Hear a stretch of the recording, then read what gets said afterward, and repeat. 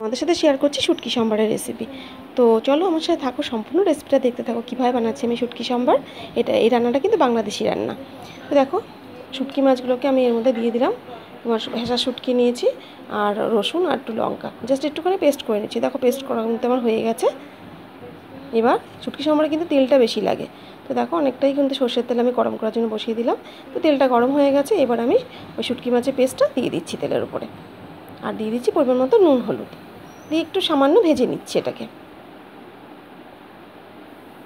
এই রেসিপিটা আমি কিন্তু আমার শাশুড়ি মায়ের কাছ থেকে শিখেছি।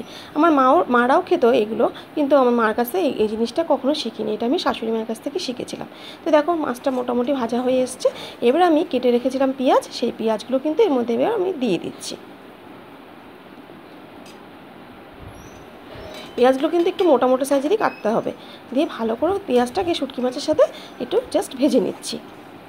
একদম অল্প টাইমে কিন্তু রান্নাটা হয়ে যায়, কিন্তু খেতে কিন্তু দুর্দান্ত লাগে। তো দেখো তোমাদের সাথে গল্প করতে করতে কিন্তু শুটকি মাছের ভাজাটা কিন্তু আমার হয়ে গেছে। তো গরম ভাতে কিন্তু দারুণ লাগবে খেতে। তোমরা কিন্তু অবশ্যই একবার ট্রাই করো, যারা তোমরা শুটকি মাছ পছন্দ করো আর কি, এই রেসিপিটা কিন্তু ট্রাই করে দেখতে পারো বন্ধুরা। তো কেমন লাগলো রেসিপিটা আমাকে কিন্তু কমেন্ট বক্সে অবশ্যই জানিও।